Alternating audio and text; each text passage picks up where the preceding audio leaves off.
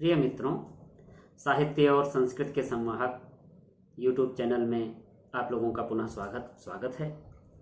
राम की इस शक्ति पूजा की व्याख्या के इस तीसरे भाग में आज हम आप लोगों के साथ जुड़ते हैं। व्याख्या का भाग प्रारंभ होता है वहाँ से जहाँ पर राम चिंतामग्न शिविर में बैठे हुए हैं और उनके मानस पर सीता की कुमारिका छवि जागृत हो उठती है। निराला जी लिखते हैं, ऐसे क्षण अंधकार घन में जैसे विद्युत, जागी पृथ्वी तनया कुमारिका छवि अच्युत, देखते हुए निष्पलक याद आया उपवन विदेह का, प्रथम स्नेह का लतांतराल मिलन, नयनों का नयनों से गोपन प्रिय संभाषण, पलकों का नौ पलकों पर प्रथमोत्थान पतन, कांपते हुए किसले झरते पराग समुदय, गाते खग नव जीवन परिचय तरुमलय वलय, ज्योति प्रपात स्वर्गीय ज्ञात छवि प्रथम सुई, जानकी नयन कमनीय प्रथम कंपन तुरीय। ऐसे क्षण, इस तरह के क्षण में कैसा क्षण है जब राम चिंता में मग्न हैं, संशय निमग्न हैं, बार बार सोचने के लिए विवश हैं कि कल का युद्ध कैसे लड़ा जाएगा। प्रायः यह मनोविज्ञान है, लोगों का स्वभाव होता है कि जब वह कठिन क्षणों में होते हैं तब उन्हें जीवन की सबसे मधुरिम स्मृतियां उनके मानस पटल पर कौंध जाया करती हैं। ऐसा राम के साथ भी हुआ। इस तरह का भाव इस कविता में निराला जी चित्रित करते हैं। ऐसे क्षण अंधकार घन में जैसे विद्युत, जागी पृथ्वी तनया कुमारिका छवि अच्युत। ऐसे संशय के क्षणों में राम के मन में सीता की कुमारिका छवि अचानक कौंध जाती है। और किस तरह से कौंध जाती है? अंधकार घन में जैसे विद्युत, जैसे घने अंधकार में सहसा बिजली कौंध जाती है। यहां घन में श्लेष है। घन का अर्थ सघन भी है तथा घन का अर्थ बादल भी है। जिस तरह से घने अंधकार से युक्त बादल में अचानक बिजली कौंधती है, ठीक उसी तरह संशयग्रस्त राम के मन में अचानक सीता का स्मरण हो आता है। जागी पृथ्वी तनया कुमारिका छवि अच्युत, देखते हुए निष्पलक। राम के लिए अच्युत शब्द का प्रयोग किया गया है। जो कभी च्युत न हुई हो, जो सदैव अच्युत रहे हो, जिसकी समाधि कभी भग्न न हुई हो। और अच्युत शब्द विष्णु के लिए आता है। तो भले ही यहां पर निराला ने राम को सामान्य मानव के रूप में प्रतिष्ठित किया हो, लेकिन निराला जी राम की विष्णु की छवि को भूले नहीं हैं।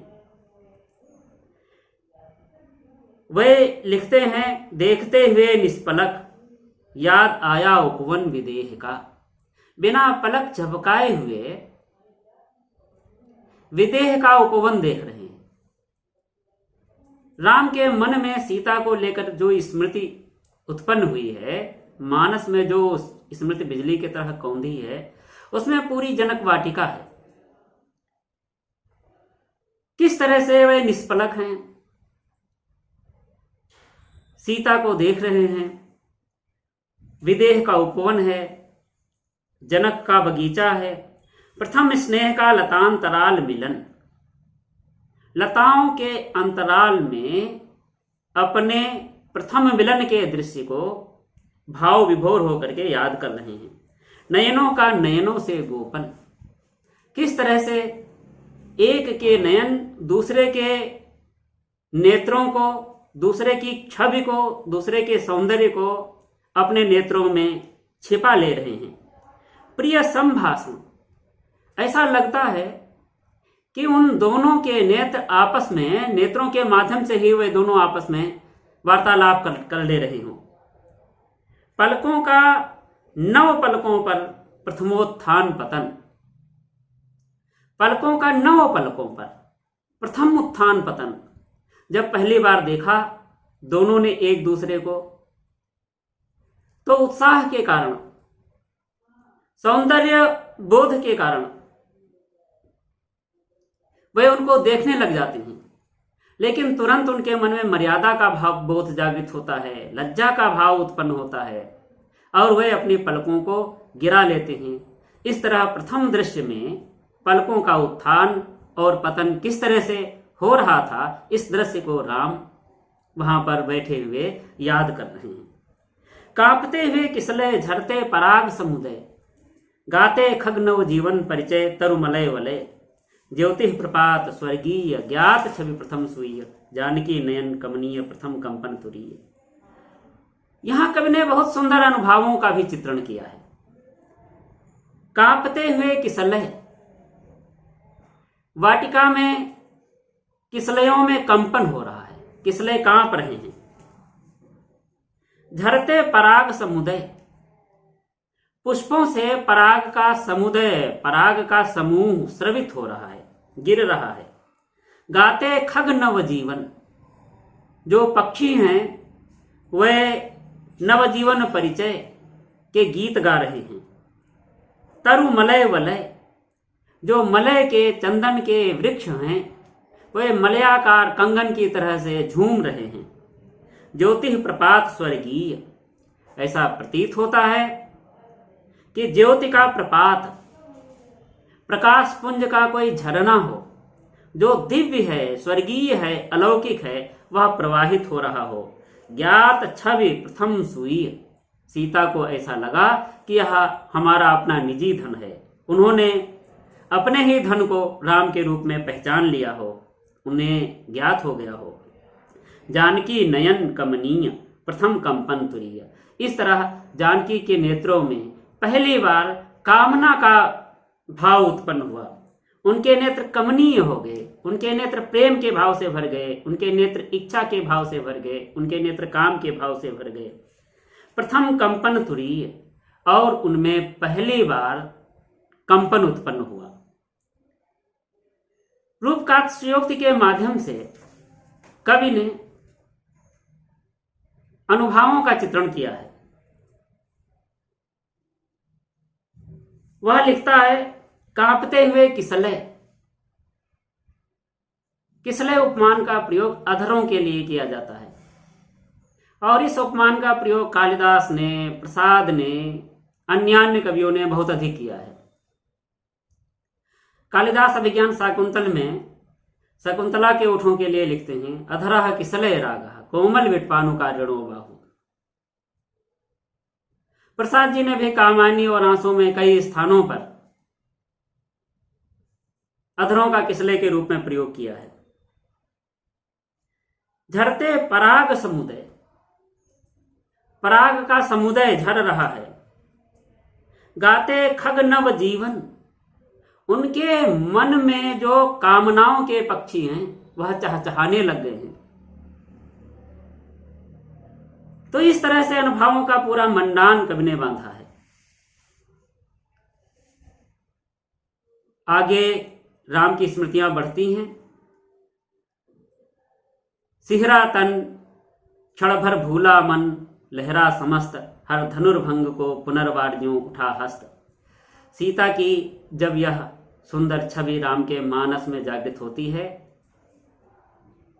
तो उनका शरीर सिहर उठता है, उनके शरीर में रोमांच हो उठता है।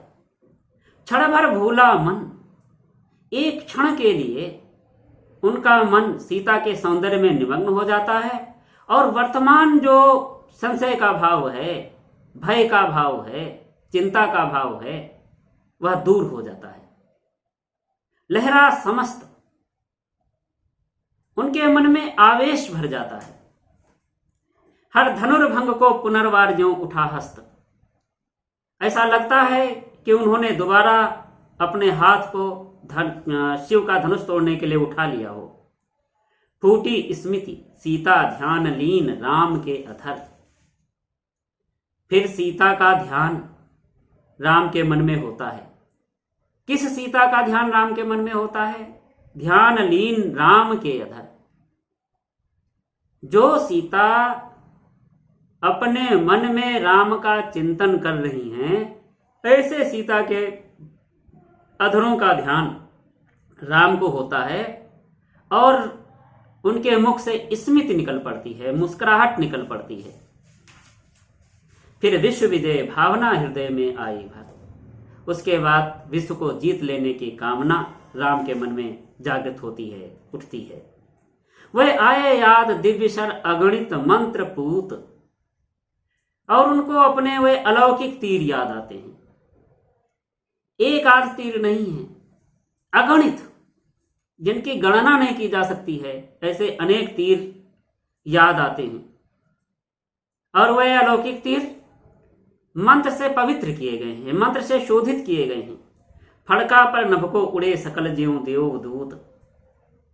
वह तीर जब राम के द्वारा चलाए जाते हैं तो आकाश में ऐसे उड़ते हुए प्रतीत हो रहे हैं, दिखाई पड़ रहे हैं स्वयं राम को, जैसे देवदूत ही हों जो आसमान में उड़ रहे हों। देखते राम जल रहे शलभ ज्यों रजनीचर। राम स्मृति में क्या देख रहे हैं कि उन तीरों के द्वारा जो उनके द्वारा चलाए गए हैं, मानो सारे राक्षस जल रहे हों। और किस तरह से जल रहे हों? शलभ ज्यों, जैसे कीड़े मकोड़े जलते हैं प्रकाश में, लौ में, लपट में, ठीक उसी तरह से उनके तीरों के प्रभाव से, तीरों की ज्वाला में राक्षस जल रहे हों। इस तरह की स्मृति राम को होती है। क्या देखते हैं? ताड़का सुबाह विराध शिरस्त्र दूषण खर। उन तीरों के द्वारा ताड़का, सुबाह, विराध, शिरस्त्र, दूषण, खर इत्यादि सब जलकर भस्म हो रहे हैं। फिर देखी भीमा मूर्ति आज रण देखी जो। उसके बाद उनका मन आज जो दिन में लड़ा गया युद्ध है, और उस युद्ध में भयंकर दुर्गा उपस्थित हुई हैं, उनका चित्र आ जाता है। फिर देखी भीमा मूर्ति, भयंकर मूर्ति देखी, आज रण देखी जो। आज जो रण में देखी थी वही मूर्ति उनके मानस पटल पर उभर कर आ जाती है। आच्छादित किए हुए सम्मुख समग्र नभ को, राम के सामने ही उस मूर्ति ने इतना भयंकर स्वरूप धारण किया कि समग्र आकाश को व्याप्त कर लिया, समग्र आकाश को आच्छादित कर लिया, ढंक लिया। पा महानिल ज्योतिर्मय अस्त्र सकल बुझ बुझ कर हुए क्षीण। जिन तीरों के द्वारा राक्षसों के समूह का विनाश कर दिया था, वे सारे तीर आश्रित हो गए। ज्योतिर्मय अस्त्र सकल, वे सारे ज्योतिर्मयी संपूर्ण अस्त्र बुझ बुझ कर हुए क्षीण, सारे बुझ गए, क्षीण हो गए, टूट फूट गए। पा महानिलय उस तन में क्षण में हुए लीन। राम अस्त्रों का संधान करते थे, तीरों का संधान करते थे, वे सारे तीर भी देवी के शरीर में जाकर के विलुप्त हो जाते थे। ऐसा चित्र जब राम को याद आता है तो पुनः वे शंका से युक्त हो जाते हैं। लक्ष्य शंकाकुल हो गए, शंका से युक्त हो गए। अतुल बल शेष शयन, जिनके पास इतना अधिक बल है जिसकी तुलना नहीं की जा सकती है, ऐसे अतुलनीय बल वाले शेष शयन, जो शेष पर शयन करने वाले हैं, यहां भी राम को विष्णु का अवतार सिद्ध किया है। शेष शयन कह करके खिंच गए दृगों में सीता के राम में नयन। वह भयंकर मूर्ति देखते हैं युद्ध भूमि में उपस्थित देवी की, एक बार पुनः चिंतित होते हैं और इसी क्षण में पुनः उनके नेत्रों में, राम के नेत्रों में सीता के नेत्र उभर आते हैं। और सीता के नेत्र कैसे उभरते हैं? सीता के वे नेत्र राम के मन में उभरते हैं जिन नेत्रों में राम की छवि पहले से विद्यमान हो। फिर सुना हंस रहा अट्ठहास रावण खल खल। भावित नयनों से सजल गिरे दो मुक्तादल। उसके बाद राम को रावण के द्वारा युद्ध भूमि में किया गया खलखल अट्टहास सुनाई पड़ने लगता है। रावण की हंसी सुनाई पड़ने लग जाती है। भावित नयनों से सजल गिरे दो मुक्तादल। राम पुनः भाव विभोर हो उठते हैं, उनके नेत्र सजल हो जाते हैं और नेत्रों से आंसू की दो बूंदें गिर पड़ती हैं। यदि देखा जाए तो राम की शक्ति पूजा की ये सर्वाधिक मार्मिक पंक्तियां कही जा सकती हैं। श्रृंगार रस है, आश्रय राम है तथा इसकी आलंबन सीता है। और घन शब्द के दो अर्थ किए गए हैं, इसलिए श्लेष की भी सुंदर व्यंजना हुई है। शब्द शक्ति यहां पर लक्षणा है और स्मृति निर्भर कल्पना का प्रयोग किया गया है, आच्छादक कल्पना का प्रयोग किया गया है। आच्छादक कल्पना वहां पर होती है जहां पर कवि पहले के किसी कवि के द्वारा कहे हुए कथन को इस ढंग से प्रस्तुत करता है कि वह उसी की कल्पना प्रतीत होने लगती है, तो वहां पर आच्छादक कल्पना होती है। रामचरितमानस में तुलसीदास जी ने इस दृश्य को बड़े ही मोहक ढंग से प्रस्तुत किया है। पुष्प वाटिका का पूरा दृश्य जो तुलसीदास के द्वारा चित्रित है, इन पंक्तियों को पढ़ करके नेत्रों के सम्मुख उद्बुद्ध हो उठता है। लता ओट तब सखिन लखाए, श्यामल गौर किशोर सुहाए, देख रूप लोचन ललचाने, हर से जनु निज निधि पहचाने। हर से जनु निज निधि पहचाने। और यहां पर कहा गया है ज्ञात छवि प्रथम सुई। कैसी अद्भुत समानता है। एक दूसरे की छवि को अपने नेत्रों के माध्यम से अपने नेत्रों के कपाटों में बंद कर ले रहे हैं। तुलसी लिखते हैं भये विलोचन चारु अचंचल, मनोह सकुच निमिचले दिगंचल, और लोचन मग रामह उर आनी, दीन्हे पलक कपाट सयानी। आगे की व्याख्या के लिए बढ़ते हैं। बैठे मारुत देखते राम चरणार बिंद, युग आस्त नास्त के एक रूप गुणगण अनिंद्य, साधना मध्य भी साम्य वाम कर दक्षिण पद, दक्षिण कर तल पर वाम चरण कपिवर गदगद, पा सत्य सच्चिदानंद रूप विश्राम धाम, जपते सभक्ति अजपा विभक्त हो राम नाम। युग चरणों पर आ पड़े अस्तु व अश्रु युगल, देखा कपि ने चमके नभ में जो तारा दल, ये नहीं चरण राम के बने श्यामा के शुभ, सोहते मध्य में कीरक युग या दो कौस्तुभ, टूटा वह तार ध्यान का स्थिर मन हुआ विकल, संदिग्ध भाव की उठी दृष्टि देखा अविकल, बैठे हुए वही कमल लोचन पर सजल नयन, व्याकुल व्याकुल कुछ चिर प्रफुल्ल मुख निश्चेतन। यह स्मृति का जो दृश्य क्षण भर के लिए राम के मानस में उठा, वह जिस भावभूमि में उठा था उसी भावभूमि में समाप्त होता है। संशय के क्षण में सीता की याद आती है और उसके बाद पुनः राम संशयग्रस्त हो जाते हैं, चिंताग्रस्त हो जाते हैं और उनके नेत्रों से आंसू की बूंदें गिरने लगती हैं। और जिस समय बूंदें गिरती हैं, अश्रु गिरते हैं, उस समय हनुमान राम के चरणों की ओर निहार रहे होते हैं। वे देखते हैं कि किस तरह से ये बूंदे हैं। बैठे मारुत देखते राम चरणार बिंद, हनुमान राम के चरणों के पास बैठे हुए हैं। वे उनके चरण कमलों को लगातार अनवरत देख रहे हैं। उन्हें राम के दोनों चरण अस्ति और नास्ति के एक रूप प्रतीत होते हैं। युग अस्ति नास्ति के एक रूप हैं। उपनिषदों में ब्रह्म के रहस्यात्मक स्वरूप के विषय में कहा गया है, तदस्ति तन्नास्ति, अर्थात वह है भी और नहीं भी है। अस्ति से आस्तिक भावना प्रकट होती है और तन्नास्ति से नास्तिक भावना। व्यावहारिक दृष्टि से दोनों में अंतर है, परंतु तात्विक या पारमार्थिक दृष्टि से दोनों अभिन्न हैं।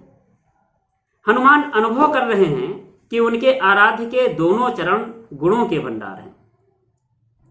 युग अस्ति नास्ति के एक रूप गुणगण अनिंद्य, साधना मध्य भी साम्य वाम कर दक्षिण पद। वे दोनों चरण प्रशंसनीय हैं, उनकी निंदा नहीं की जा सकती है, वे अनिंद्य हैं। संशय की स्थिति में राम का जो मन है वह गतिमान है, ऊपर से वे शांत हैं, साधनावस्था में बैठे दिखाई पड़ रहे हैं। साधना मध्य हनुमान अनुभव कर रहे हैं कि राम अपनी साधना प्रक्रिया में अद्भुत साम्य है। साधना मध्य भी साम्य, वाम कर दक्षिण पद। उनका बायां हाथ दाएं पैर पर रखा हुआ है तथा दाहिने करतल पर, दाहिनी हथेली पर बायां चरण ले रखा है। दक्षिण करतल पर वाम चरण कपिवर गदगद। और इस तरह से हनुमान बैठे हुए हैं और गदगद हो रहे हैं, आह्लादित हो रहे हैं, प्रसन्न हो रहे हैं।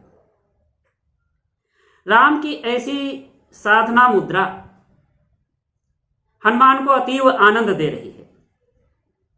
जपते सभक्ति अजपा विभक्त हो राम नाम।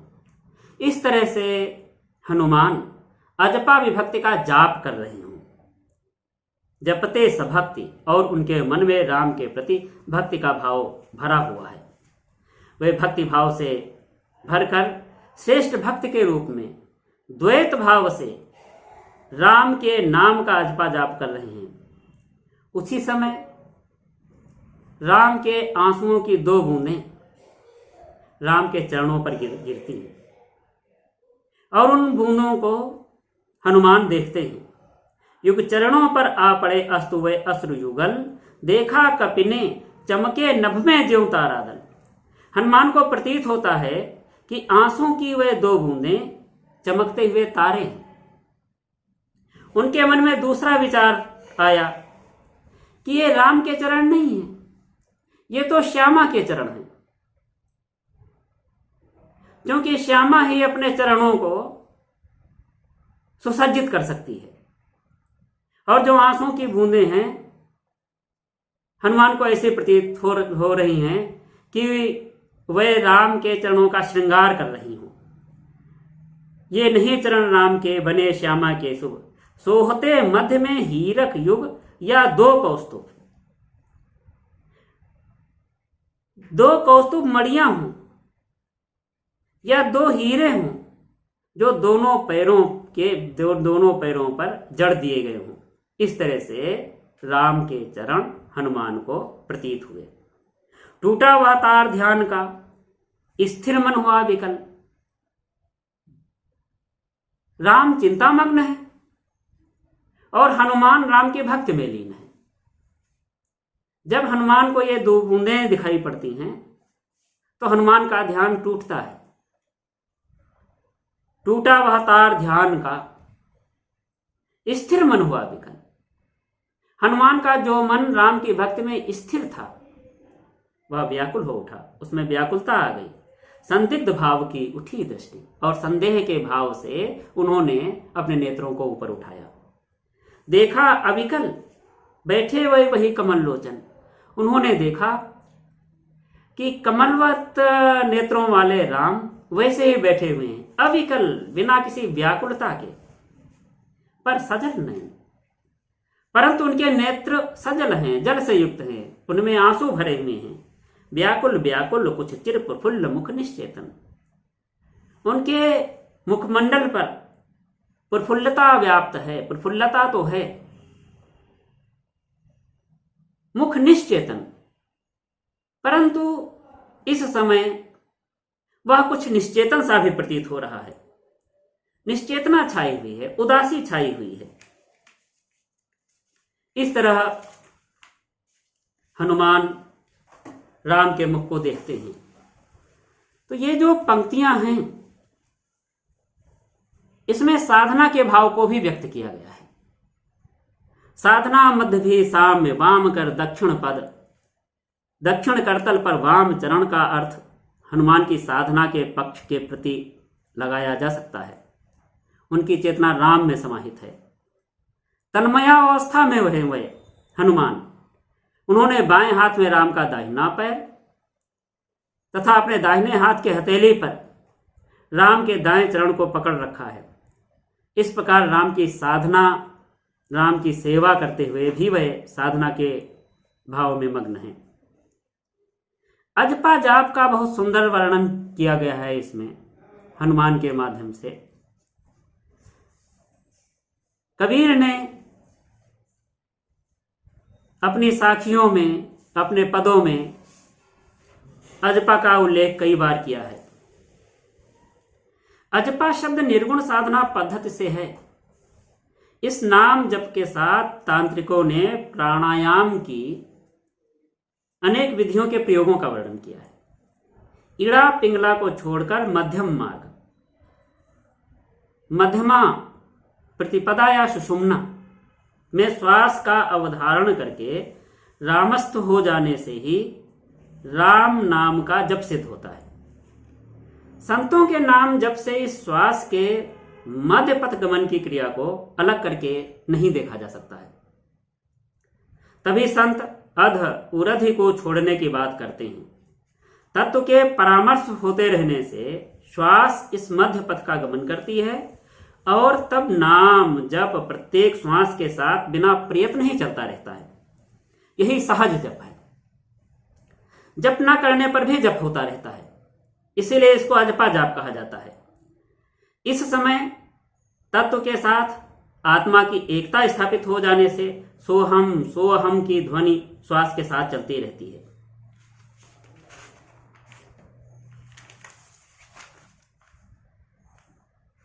युग चरणों पर आ पड़े अस्तुवय अश्रुयुगल से लेकर के कौस्तुभ तक 4 पंक्तियों में कवि ने उत्प्रेक्षा, अपहनुति आदि अलंकारों का बहुत सुंदर प्रयोग किया है और इन प्रयोगों से कवि ने भाषा को बहुत ही प्रभावशाली और संप्रेषणीय बना दिया है। सुंदर चाक्षुष बिंब का निर्माण हुआ है। स्मृति निर्भर कल्पना है। आज कविता की व्याख्या यहीं पर समाप्त की जाती है। शेष भाग कविता की व्याख्या का अगले भाग में प्रस्तुत किया जाएगा। धन्यवाद।